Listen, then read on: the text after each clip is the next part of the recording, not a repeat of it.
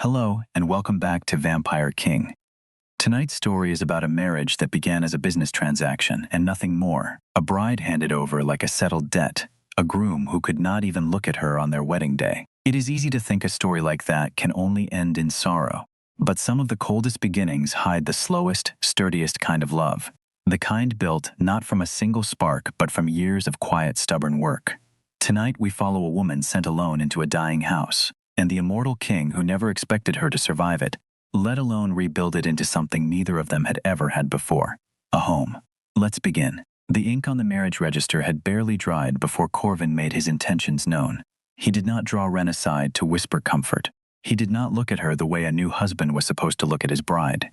He stood in the vestibule of the Ironbridge Chapel, buttoning his dark coat with sharp, mechanical movements, as though the ceremony itself had already been filed away and forgotten. Corvin was the Vampire King. His hair was the white of old bone, startling against skin so pale it seemed to hold no warmth at all. He looked like a man who had barely crossed into his late 20s, though every soul in that chapel knew he had walked the earth for longer than any of their family lines could be traced. He had purchased a bride to settle an old treaty, a quiet human woman who would ask nothing of him and want for nothing either, in theory.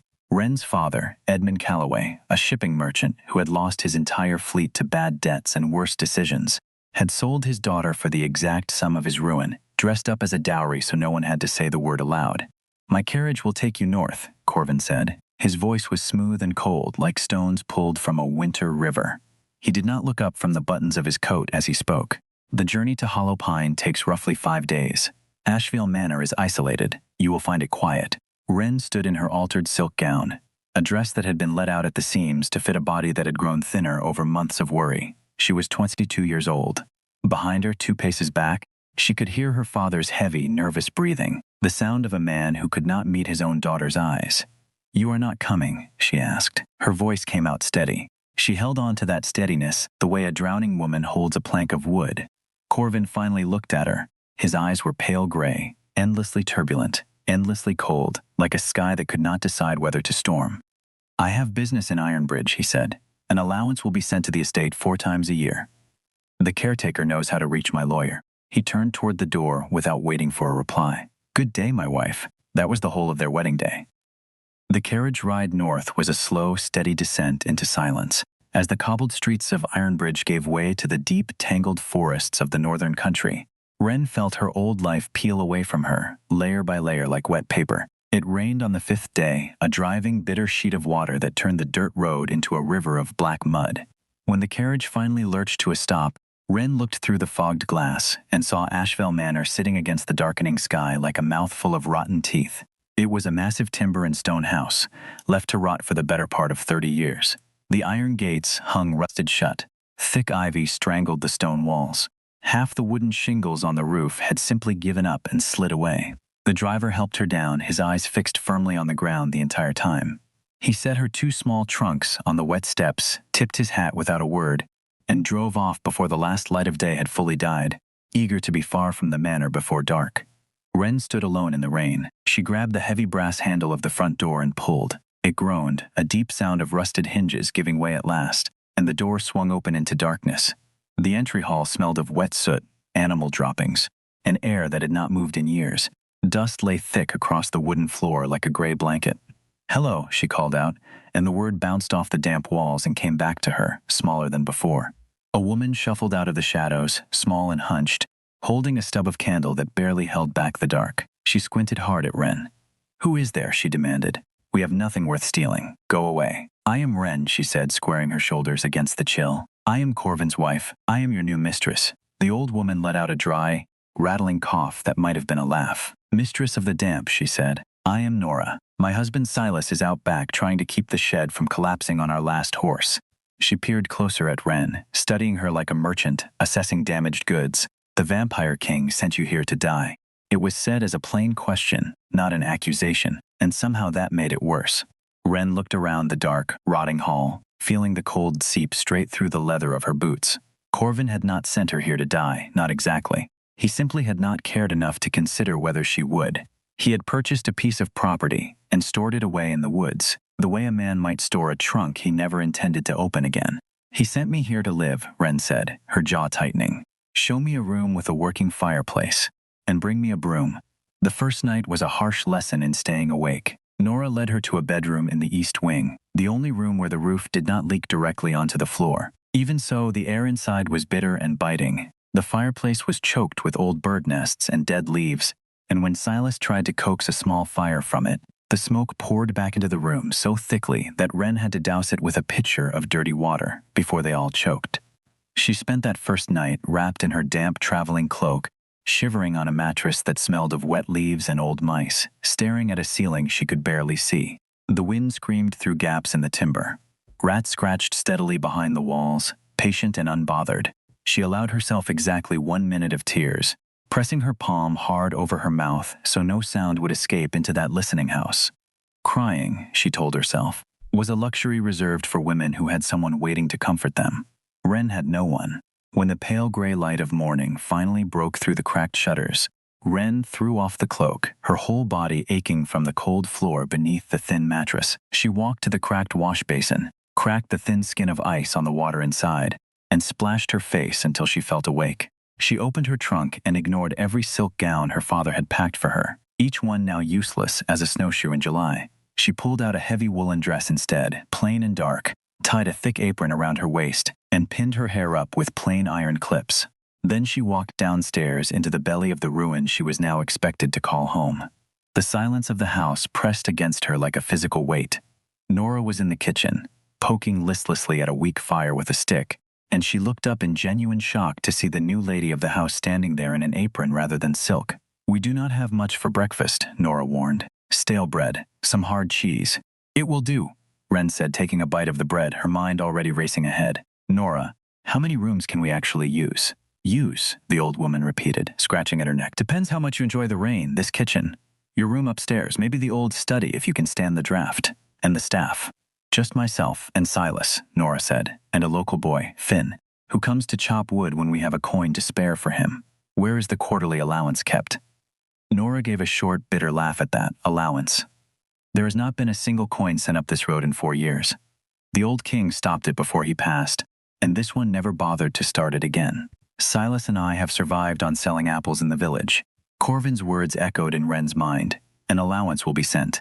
He had simply forgotten this place, and her along with it, the way a man forgets an umbrella left behind in a room he never intends to visit again. Wren set down her bread. A cold, sharp anger began to bloom in her chest, and to her surprise it felt far better than the sadness had. She went upstairs and opened her small keepsake box.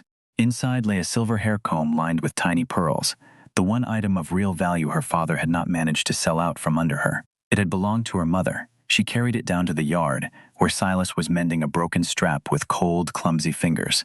"Saddle the horse, Silas," she said. "I am going into the village." Hollow Pine was little more than a cluster of wooden houses huddled together against the wind, as though the buildings themselves were cold. The locals watched with open suspicion as a young woman in a plain wool dress rode in from the direction of the manor. Wren did not flinch from their stares. She found the general store and bank, run by a stout, careful man named Mr. Whitlock, and set the silver comb down on his counter without ceremony. "I need an account opened," she said clearly. Mr. Whitlock picked up the comb, turning it in the light. "Real silver," he admitted. "But forgive me, miss. Ashvale is a cursed pile of rotting timber. What business could you possibly have there?" "I am living there," Wren said, "and I intend to fix it. I need this comb turned into credit. I need a roofer, a chimney sweep, 2 strong girls unafraid of dirt. I need soap, wax, 50 yards of thick wool, salted meat, flour, and someone who can repair glass." Mr. Whitlock studied her for a long moment, taking in the sharp set of her jaw. He did not see a frightened girl standing before him. He saw something closer to iron. "It will cost you half the worth of this comb just to make 3 rooms livable," he warned. "Then we begin with 3 rooms," Wren answered. Word of her spread through Hollow Pine faster than the snow itself.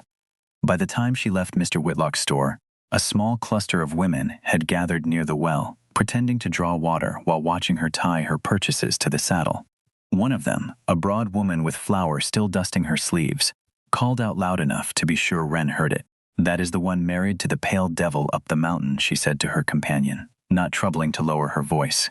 "Sold to him like a sack of grain, they say." Wren did not turn. She finished securing the rope, mounted, and rode past the well without a single glance in their direction. though her spine stayed rigid the entire way home. She had learned long ago, in her father's counting house, that flinching in front of an audience only invited a second blow. Better to let them talk to her back than watch her face crumble.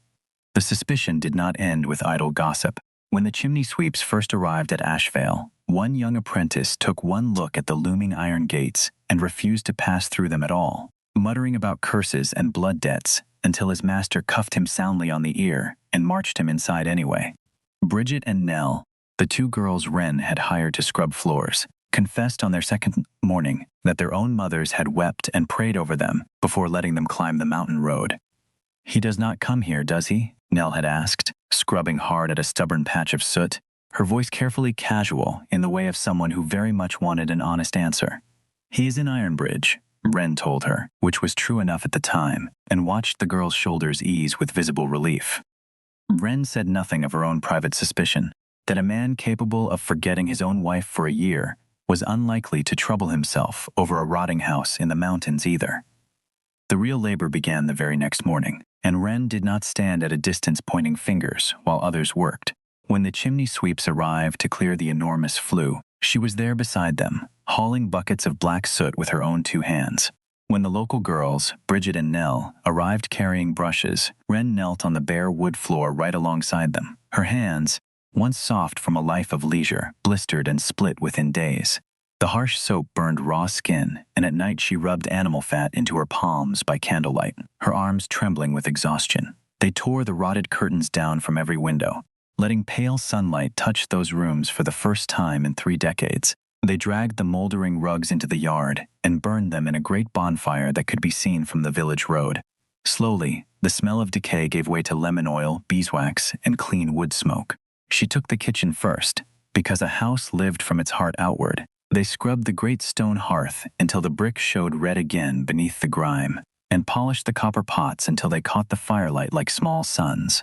Wren, who had only ever watched cooks work in her father's kitchen and never once touched dough herself, learned to knead bread with her raw, aching hands.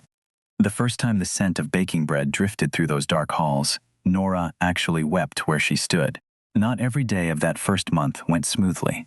Twice the new roofing patch over the east wing gave way under fresh snow, and both times Wren climbed the ladder herself in the gray dawn light rather than wait for Josiah's brothers to make the long ride up from the village, gripping the icy rungs with hands that shook from cold rather than fear.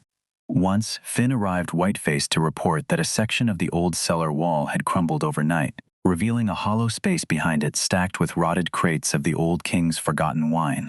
Undrinkable now, but worth enough in empty bottles and scrap glass to cover a month of the chimney sweep's wages.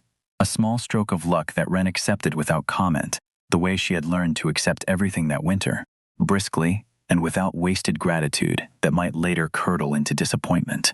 There were quieter moments too, ones she did not write into her letters, because they seemed too small to be worth the ink.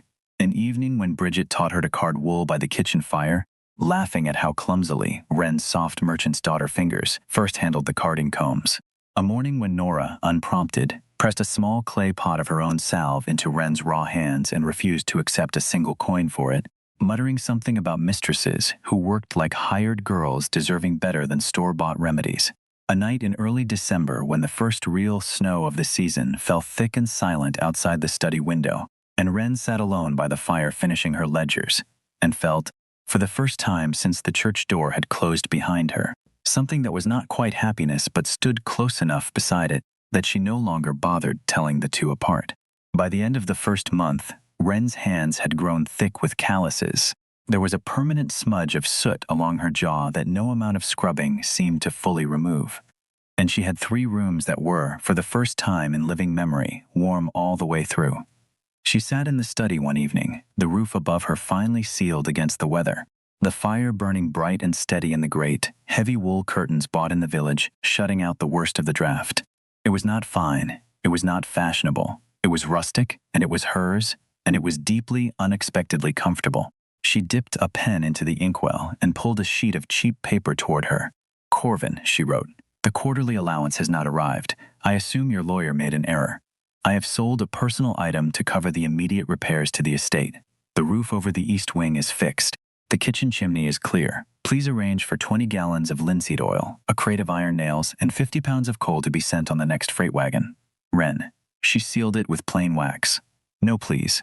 No complaints. No mention of her bleeding hands, or the freezing nights, or the fear that had nearly swallowed her whole in that first week. Only facts, laid out plainly, like a ledger.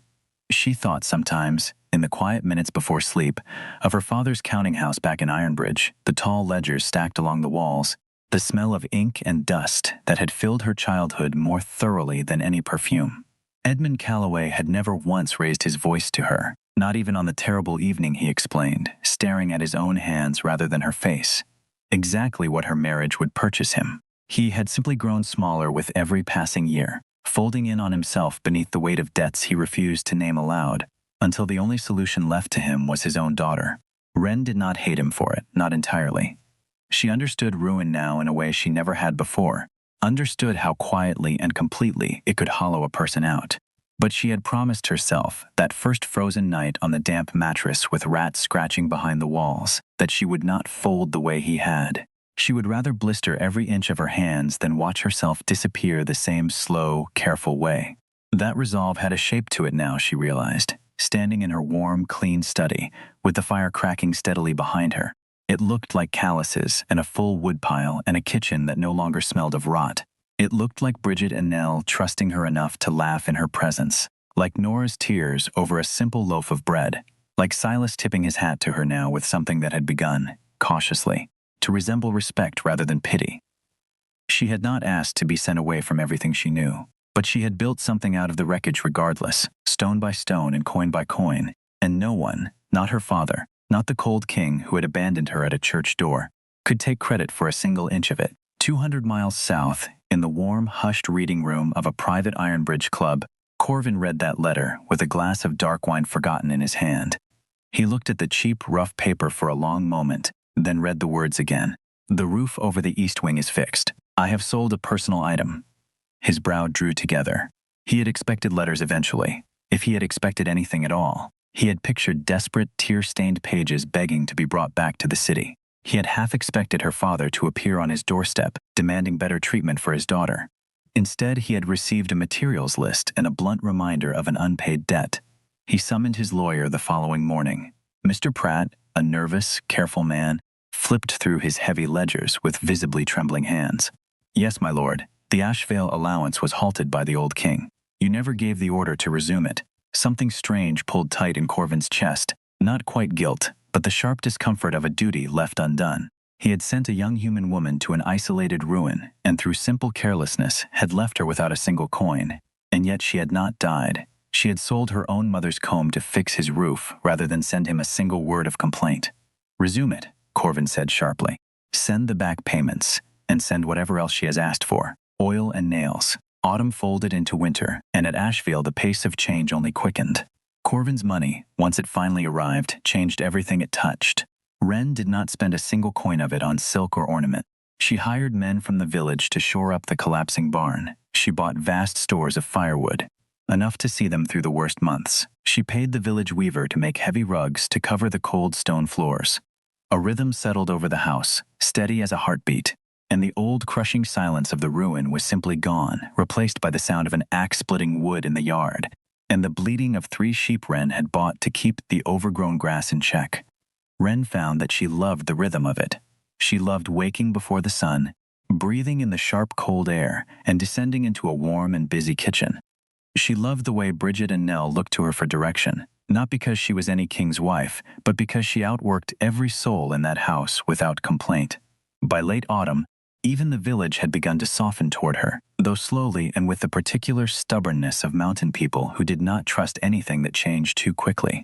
She rode down to the Sunday market every week without fail, rain or frost or clear sky, and set up a small table beside Mr. Whitlock's store to sell whatever the estate could spare. Jars of apple preserve, bundled wool, eggs from the small flock of hens Silas had started keeping in the mended barn.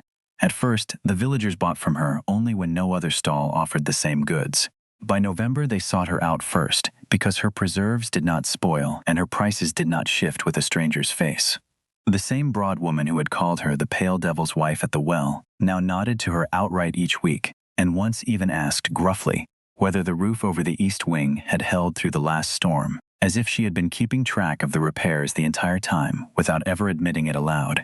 She wrote to Corvin once a month, and the letters stayed strictly, stubbornly practical.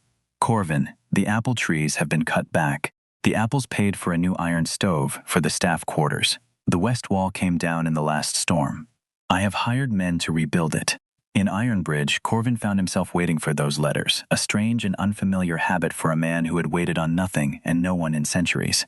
He kept them locked in a drawer of his desk. Whenever he returned from some tedious meeting, weary of vampires and humans alike bowing and scraping before his throne, he would take them out and read her dry, practical reports. The barn will no longer fall.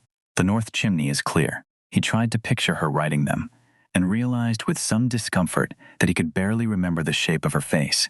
He remembered only that she had been quiet. He tried to imagine that quiet woman commanding a team of rough Vermont-bred laborers, and found that he could not picture it at all. By December, a bitter frost had settled over Ironbridge, and Corvin sat before his own hearth in a house that was spotless and warm and utterly, hollowly dead. He pulled her latest letter from his coat and read it again by firelight. Corvin, winter arrived early this year. We have saved enough wood to last through February. The main hall is closed off to conserve heat, but the study in the east wing remains quite comfortable. He read the words "quite comfortable" 3 times over. He thought of the rotting, waterlogged house he had abandoned her in, and felt something in his chest turn over slowly, like a key finding its lock at last. He rose from his chair and walked to the door, calling for his household staff.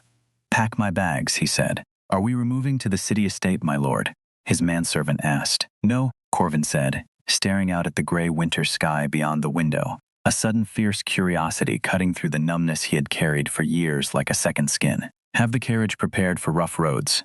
We are traveling north to Hollow Pine." The journey north was miserable from the first hour. By the 3rd day, heavy wet snow was falling across the roads in sheets, and Corvin's carriage struggled badly against the drifts. His driver begged to turn back twice. Corvin refused both times. He sat wrapped in a heavy coat in the dark carriage interior, staring out through the frosted glass, a creeping dread settling into his stomach that he could not quite name. He was a fool. That much seemed the only sensible conclusion. He had read a handful of letters and let his mind wander somewhere it had no business going. "We have saved enough wood," she had written. What did that even mean? 10 logs. A dying woman huddled by a smoking fire, freezing slowly to death in a house he had never bothered to fix. If she were dead when he arrived, the fault would be entirely his own. On the evening of the 6th day, the carriage finally struggled up the steep path to Asheville Manor. Corvin braced himself for the sight of rusted gates frozen shut. Instead, the driver pushed the heavy iron open with ease, the hinges thick with fresh grease. Corvin stepped down into the biting wind, his vampire blood keeping the worst of the cold at bay, and stared up at the house. It was not a ruin. Thick white smoke poured steadily from 4 separate chimneys. The snow in the yard had been neatly shoveled into tidy mounds, clearing a path straight to the heavy oak doors. Against the near wall, massive stacks of split wood stood perfectly ordered beneath a newly built roof. It did not look like a tomb any longer. It looked like a fortress braced for winter. He climbed the steps and reached for the door handle, expecting to have to shove it open against swollen wood. Instead, it opened with a soft, easy click. Corvin stepped into the entry hall, and the wall of solid, wonderful heat inside nearly staggered him. The smell of animal droppings was gone entirely, replaced by beeswax, wood smoke, and something roasting somewhere deep in the house. The floor beneath his boots was spotless. The old chandelier overhead had been lowered, cleaned, and fitted with thick new candles that threw a warm gold light across the hall. "Wipe your boots, please," said a voice from the stairs. Bridget only just swept that floor. Corvin turned toward the sound. For a moment, his mind simply refused to match this woman to the pale, silent girl he had left behind in Ironbridge nearly a year before. Wren stood at the foot of the staircase in a dark blue wool dress, the dress of a woman who worked for her living, a thick white apron tied at her waist with a smear of flour on her hip. Her dark hair was pulled back in a tight braid, though a few loose strands framed her face, and her cheeks were flushed pink from the heat of the house. Her eyes, dark and startlingly sharp, met his without a flicker of fear. She held a small notebook and a pencil like a general holding a map. "Corvin," she said, testing the shape of his name in her mouth, as though it were a word she had nearly forgotten how to use. "You did not write ahead to say you were coming." "I am the Vampire King," he said. old arrogance rising automatically to meet the surprise. I do not require an invitation to my own house. Ren looked him over, taking in his fine coat, his wet boots dripping muddy water steadily onto her clean floor, the tired lines etched around his eyes. She did not look frightened. She looked faintly, thoroughly annoyed. Of course not, she said evenly, then turned her head toward the hallway. Silas, the carriage is outside. Tell the driver to bring it round to the east barn. The west roof is still waiting on shingles. Tell Bridget to prepare the blue room and light the fire immediately. Silas hurried out from a side passage, staring at Corvin with wide eyes before rushing off to do as he was told. You have Silas managing my horses now, Corvin asked, faintly incredulous. I have Silas keeping this house running, Ren replied, tapping her pencil against the notebook. Take off your coat. You are dripping on the rugs, and the weaver spent the better part of a month on those. Corvin unbuttoned his coat slowly, feeling entirely and unfamiliarly lost. He had prepared himself for weeping, for anger, for cold accusations he would have to defend himself against. Instead, he felt like a stranger who had wandered into someone else's home and tracked mud across their floor. Ren took the coat from him briskly and hung it near the fire to dry. Have you eaten? She asked, not quite looking at him. No. Then you will eat in the kitchen, she said. The dining hall is closed for winter. It costs too much wood to heat, and I will not burn through our supply for the sake of a single meal. So you may sit at a long, empty table by yourself if that suits you better. Follow me. She turned and walked off down the hall without waiting to see if he would follow. Corvin, a man who had terrified kings and councils alike for centuries, stood in silence for one long, strange moment. Then he followed his wife into the kitchen. The kitchen was the warmest room in the house, hung with bundles of drying herbs, its copper pots gleaming along the walls. Nora sat at a heavy wooden table cutting vegetables, and when she looked up and saw Corvin standing in her doorway, she dropped her knife and scrambled into an awkward, frightened bow. Before Corvin could say a word, Ren stepped smoothly between them, placing her own body like a wall between the vampire and the old woman. Nora, that will be all for tonight, Ren said, her voice dropping into a gentleness Corvin had never once heard from her. Go check on Bridget for me. Nora nodded quickly and hurried from the room. Corvin frowned after her. Does she think I mean to hurt her? She thinks you mean to throw her out into the snow, Ren said, moving to the stove and lifting a heavy iron pot with a thick cloth wrapped around the handle. The old king dismissed half his staff in the middle of a blizzard some 20 years past. People up here remember things like that for a very long time. I am not the old king, Corvin said, the comparison landing harder than he expected. You are a ghost to them, Ren said flatly, ladling thick beef stew into a deep bowl. You left them here to rot for years. To them, your return likely means the end of everything they have managed to rebuild. She set the bowl down in front of him, along with a thick slice of bread and a plain spoon, then pointed to a wooden chair. Sit. Corvin sat. He picked up the spoon and tasted the stew and found it genuinely, surprisingly good, hot and savory, and tasting unmistakably of hard work and quiet survival. He ate in silence while Ren stood across the table, wiping down a wooden cutting board with a damp cloth, and he found himself watching her hands instead of his food. When he had married her, those hands had been soft and pale, a lady's hands. The hands wiping that board were entirely unrecognizable, the knuckles thickened, a shining burn scar stretching across the back of her left hand toward her wrist, the palms yellowed with calluses, the nails cut brutally short. What happened to your hand, he asked. Ren paused and glanced down at the scar. The chimney in the study, she said. When we first cleared it, a burning bird nest fell loose and caught the edge of a rug on fire. I had to drag it out into the snow before it took the floorboards with it. She said it as plainly as she might have described the weather. You should not be doing labor like that, Corvin said. You are my wife. You have staff for such things. Ren dropped the cloth onto the table with a sharp crack that seemed to echo through the quiet kitchen. She leaned forward, both ruined hands flat against the wood, and looked him dead in the eye, and Corvin saw the pure steel beneath her plain, practical dress for the first time. I had 2 starving elderly servants when you dumped me here, Corvin, she said, her voice low and dangerous. I had a roof that let the rain fall directly onto my bed. I had an empty kitchen and not a single line of credit in the entire village. Do not sit in a chair I bought, eating food I paid for by selling my own mother's comb, and tell me what your wife should and should not do. Corvin set his spoon down slowly, saying nothing.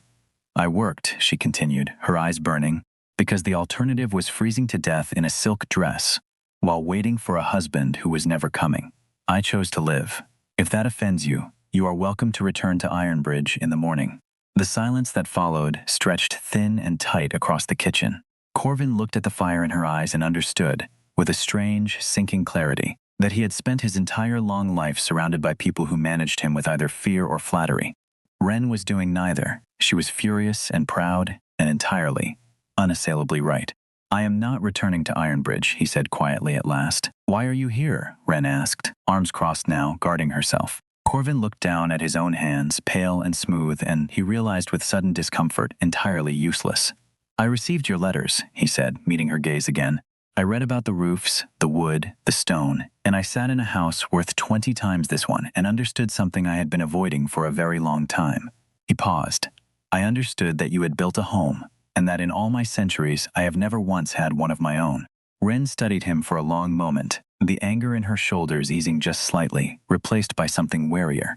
She saw, for the briefest instant, not the king who had abandoned her, but a profoundly empty man sitting alone at her table. "The blue room is at the end of the east hallway," she said finally. "The bed is warm. Breakfast is at dawn. We do not sleep late in this house. There is far too much work to be done." She turned and walked toward the door, then paused without looking back. "Josiah wants to start the new mortar before the ground warms and softens. Do not be late." The door clicked shut behind her, and Corvin sat alone at the table, finishing his stew slowly, feeling, for the first time in longer than he could remember, entirely and unnervingly awake.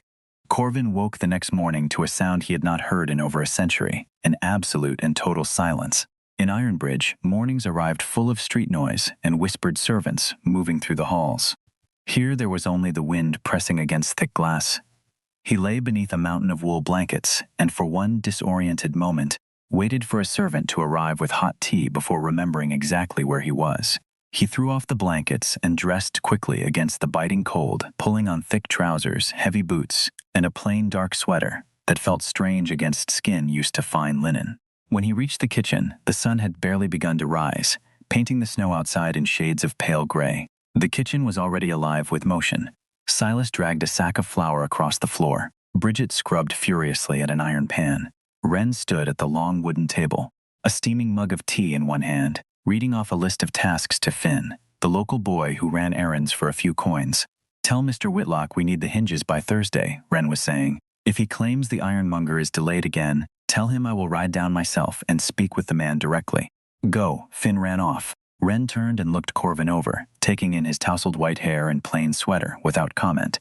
She simply pushed a tin mug across the table toward him and pointed to a black pot on the stove. "Pour it yourself," she said. "There is oatmeal in the pot beside it." Corvin walked to the stove, poured the tea, and found it black and bitter and somehow exactly what he needed. He ate a bowl of plain oats standing at the counter, watching his wife work. "What is the schedule for today?" he asked eventually. "The schedule," Wren repeated, pausing mid-sentence to look at him with open suspicion. "The tasks. What needs doing today?" "Josiah and his brothers are coming up from the village to rebuild the south yard wall. It came down back in October. Silas is cleaning out the stalls. I need to check the root cellar to be certain the rot has not reached the potatoes yet." "Where do you need me?" Corvin asked. The silence that followed was heavy enough to feel. Silas stopped dragging his flour sack. Bridget paused her scrubbing entirely. Wren looked at him as though he had lost his mind. "You want to help," she repeated slowly. "Corvin, you are the vampire king," she said. "If you walk out into that yard, Josiah and his brothers will drop their tools, stare at you in pure terror, and accomplish absolutely nothing for the rest of the day. Stay indoors. Read a book in the study." It was a cold, entirely rational dismissal, and it landed like a slap. "I am not asking your permission, Wren," Corvin said. "It is my wall as much as anyone's. I will help rebuild it." He walked out through the back door into the freezing wind before she had the chance to argue further. The yard was a mess of broken stone and frozen mud. 3 men stood beside a pile of rough rock, mixing wet sand and cement in a wooden trough. When Corvin approached, their conversation died instantly, the way birdsong dies when a hawk crosses overhead. The oldest of the 3, Josiah, pulled off his hat and stared hard at the ground. "My lord," he mumbled. "Josiah," Corvin said, keeping his voice level and clear.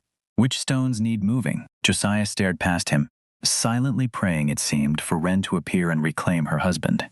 When she did not, he finally pointed a thick finger toward a pile of heavy limestone blocks. "Large ones need moving to the base trench," he said. Corvin walked to the pile and lifted one. It was shockingly heavy, its rough edges biting into his bare, pale hands. His vampire strength made the weight manageable enough, though the stone tore steadily at his skin as he carried it to the trench and set it down, then walked back for another. For the first hour, the men worked around him in tense, terrified silence, clearly waiting for him to give up, or to lash out, or to blame them for the cold and the mud. He did neither. He simply kept working. By the second hour, the wind had numbed Corvin's face entirely, and the rough stone had torn streaks of red across his pale, bleeding palms. He ignored the pain. Lift, carry, set down, return. It was punishing work, and it was somehow exactly what he needed. Out here, there was only the stone and the biting wind, nothing to rule, nothing to perform for. Around midday, Josiah watched Corvin drag a massive block of stone across the frozen mud and finally picked up a tin cup of water, walking over to offer it without a word. Corvin took it, drank deeply, and handed it back. Heavy stone, that one, Josiah said quietly. It is stubborn, Corvin agreed, wiping his mouth. Josiah gave a short, surprised chuckle. Aye, that it is. You would do well to use the iron bar on the next one, my lord. Save your back. Thank you, Josiah, Corvin said and meant it. From an upstairs window, Wren stood perfectly still, watching. She had fully expected to see Corvin shouting orders, or retreating indoors to sulk by the fire within the hour. Instead, she watched the Vampire King wedge an iron bar beneath a stubborn rock, working shoulder to shoulder with a human mason, as though he had done manual labor his whole long life. She noticed the blood on his hands even from that distance. Her jaw tightened, and she turned away from the window before he could look up and catch her watching.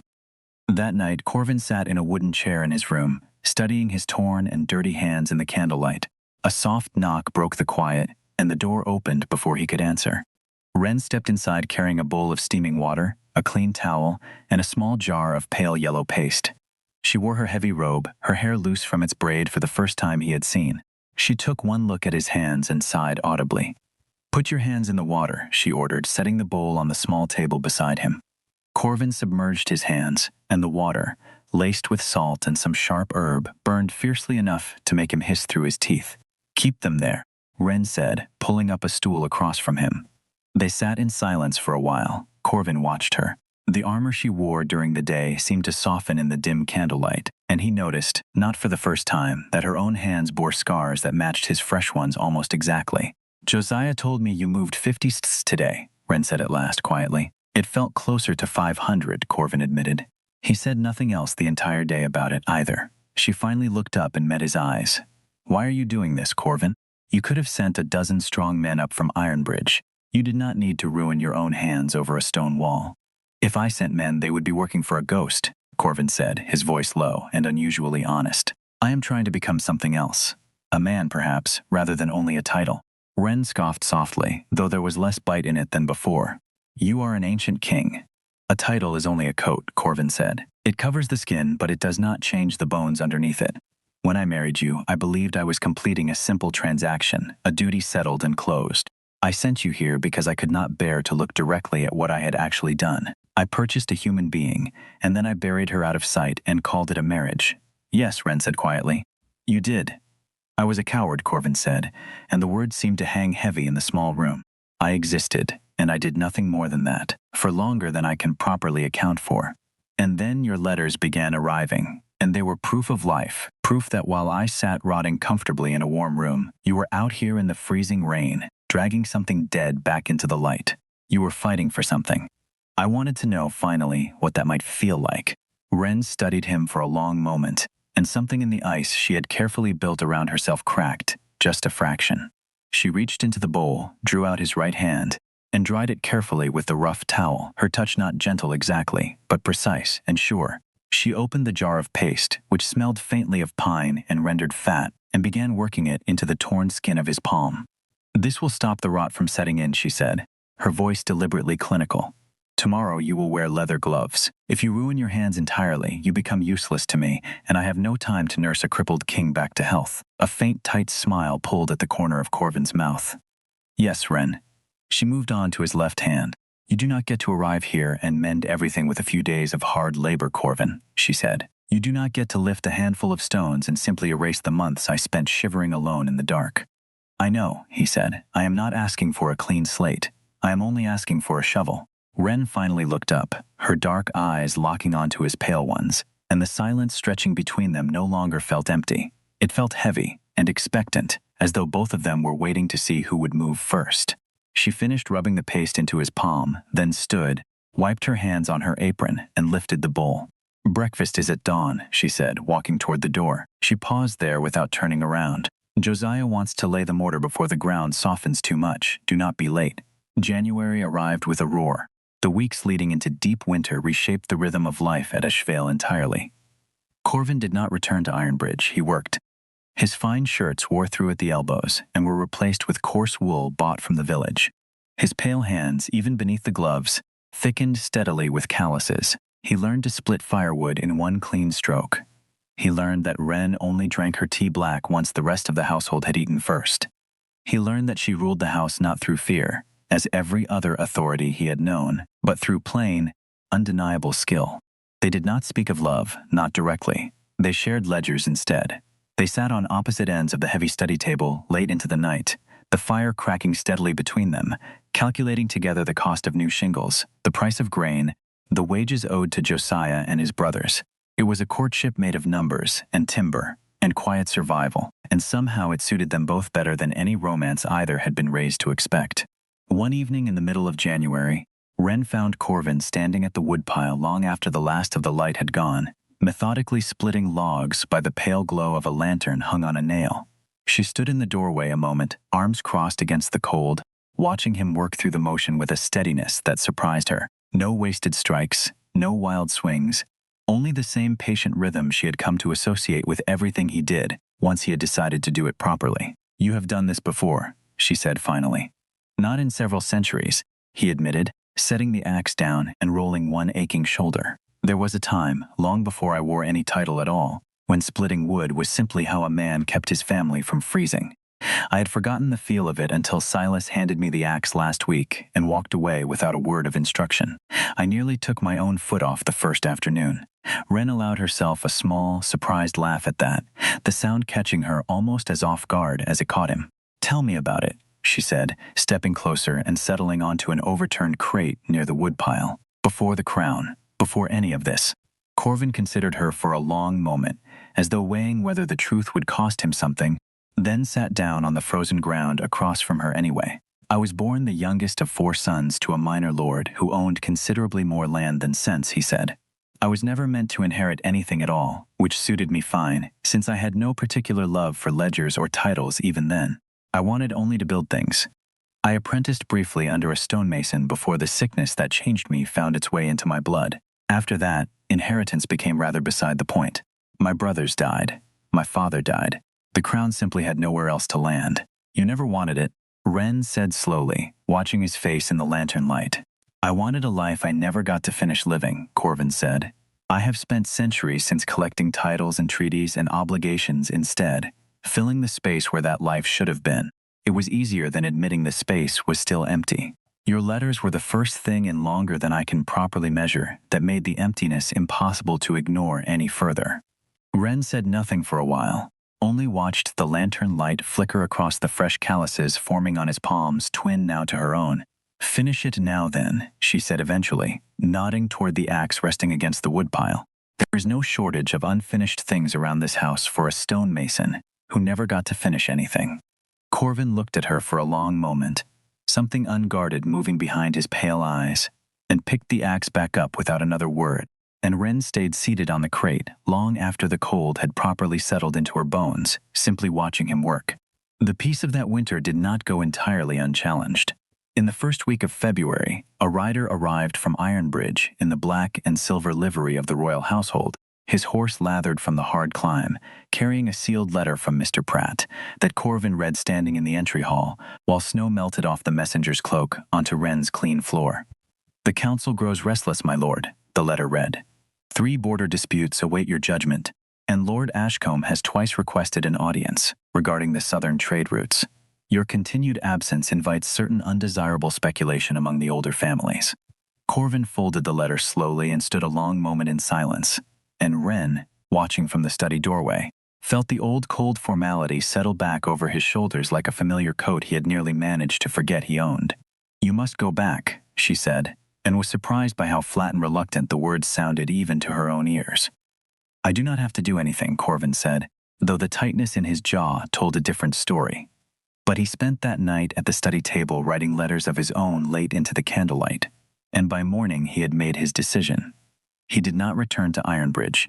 Instead, he sent Mr. Pratt detailed instructions for handling the border disputes through the council directly, and a curt, unambiguous message for Lord Ashcombe, informing him that any matter regarding the southern trade routes could wait until spring, or could be brought north to Hollow Pine if the matter were truly so urgent.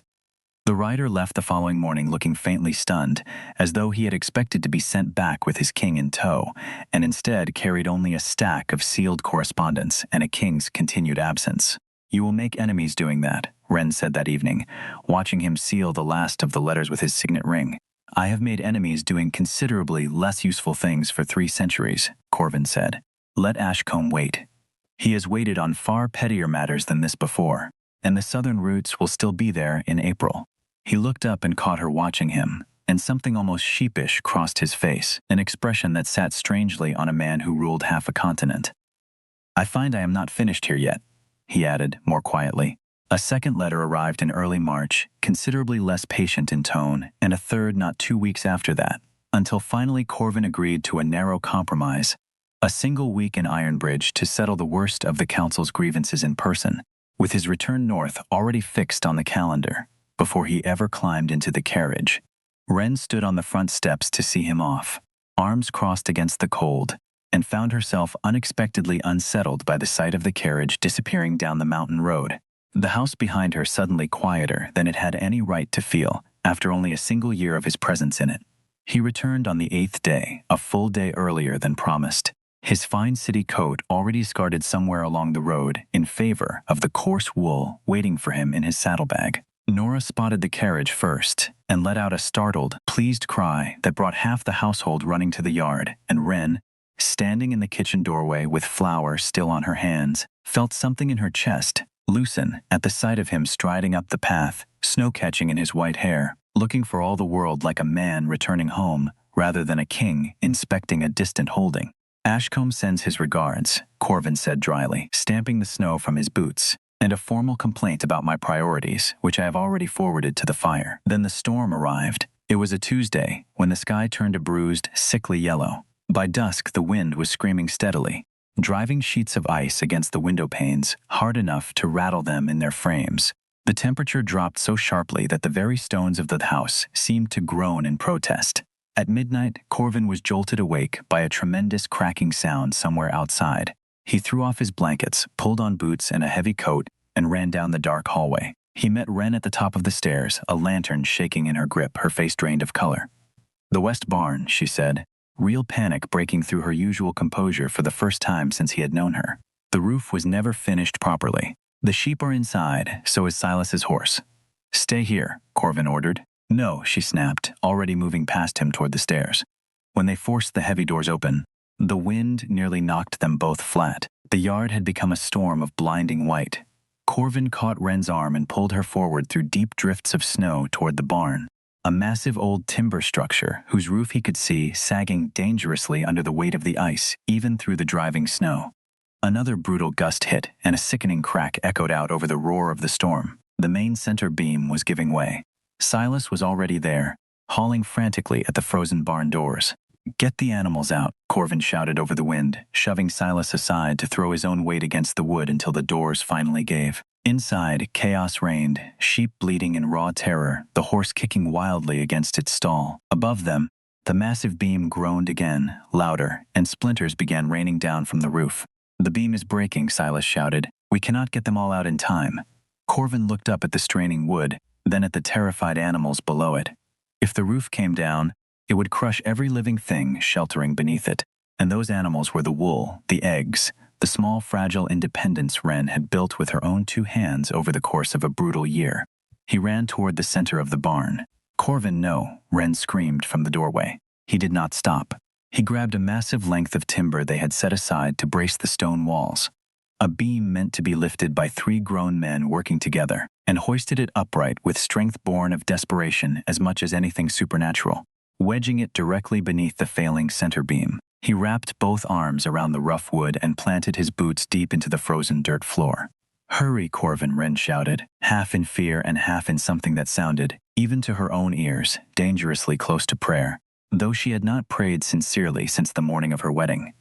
The last ewe balked at the door, planting its hooves against the driving snow beyond, and Silas had to physically drag it forward by the wool at its neck, cursing steadily under his breath the entire way. Somewhere behind them, a second joist gave a warning groan, shorter and sharper than the first, and a fine rain of splinters and old sifted down from the darkness overhead like snow falling upward. "Get them out," he yelled. The roof shifted, and the full weight of snow and slate settled onto the single beam he was bracing with his own body. Silas and Wren moved like lightning, driving the panicked sheep out through the doors into the raging storm and toward the sturdier stone shed beyond, Silas dragging the kicking horse out by its lead rope with white-knuckled hands. Corvin's boots slid steadily in the mud beneath him. The pressure from above was crushing, and he felt the muscles across his shoulders begin to tear. The cold vanished entirely, replaced by a blinding, white-hot pain along his back. He looked toward the door. Wren stood there, the last sheep having just bolted past her into the snow. "Drop it and run," she screamed. Corvin pushed upward with every last measure of strength he had left, shoving the support beam a final vital inch higher, buying one last fraction of a second, and then he let go and dove hard toward the snow behind him. The center beam snapped with a sound like thunder splitting the sky. The roof caved inward, burying the interior of the barn beneath tons of wood and ice in an instant. The wave of displaced snow threw Corvin forward, slamming him hard onto the frozen ground outside, and everything went dark. When Corvin opened his eyes again, the storm was still howling around them. Someone was pulling hard at his coat. It was Wren, on her knees in the snow, gripping him with desperate, shaking strength. "Can you walk?" she demanded, her dark eyes wide with a terror she had never once let him see before. Corvin groaned and pushed himself upright. His shoulder felt as though it had been struck by an iron hammer, and warm blood ran freely down one side of his face. "I can walk," he managed. She threw his heavy arm over her shoulder without another word, and together they limped back across the blinding yard, leaving the ruined barn buried behind them in the dark. Silas met them halfway across the yard, having already penned the sheep and the horse safely inside the stone shed, and took one look at Corvin's bloodied face before running ahead to throw open the kitchen door and drag 2 more logs onto the banked fire.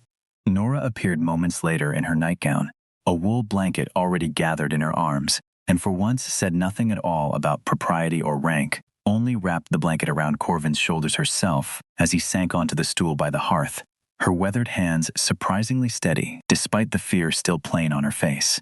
"None of us have ever seen a man do a fool thing like that," Silas muttered, more to himself than to anyone else, staring at the churned, bloodied snow they had tracked in from the yard. "Not for animals, not for anyone's animals but their own." "They are not his animals," Nora said quietly, ladling hot water into a basin. "That is rather the point of it, Silas." The kitchen was blessedly hot, a sharp and merciful contrast to the freezing hell they had just crawled out of.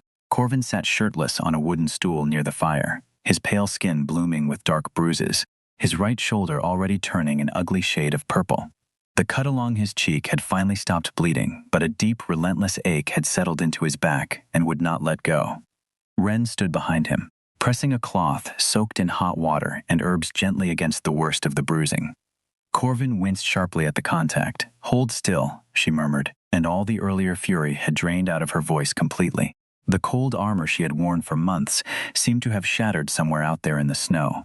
Her hands, rough and work-hardened, moved with surprising gentleness across his battered skin. "You are an idiot," she said quietly into the firelit room. "You could have died over a flock of sheep." "They are not only sheep," Corvin said, staring into the flames. "They are your freedom, Wren. I was not going to let the winter take away everything you fought so hard to build here." Her hand stilled against his back. She stood behind him a moment, staring at the dark bruises spreading across his shoulders, understanding at last that this was the back of an ancient king who had chosen, without hesitation, to stand beneath a collapsing roof to save a stranger's horse and a handful of sheep that belonged to the wife he had once tried to abandon. She walked slowly around his face and for the first time did not look at his wounds at all. She looked only at his face. Corvin met her eyes and found himself entirely stripped bare, every trace of arrogance and cold distance simply gone, burned away somewhere in that storm. He was only a man now, sitting by a fire, waiting to hear whether he would be forgiven. "I cannot undo Ironbridge," Corvin said softly. I cannot give you back the months I stole from you. If you want me gone, if the sight of me in this house has become a burden to you, tell me now. And I will be gone by morning." He meant it entirely. He would have walked back out into that storm if she had asked it of him.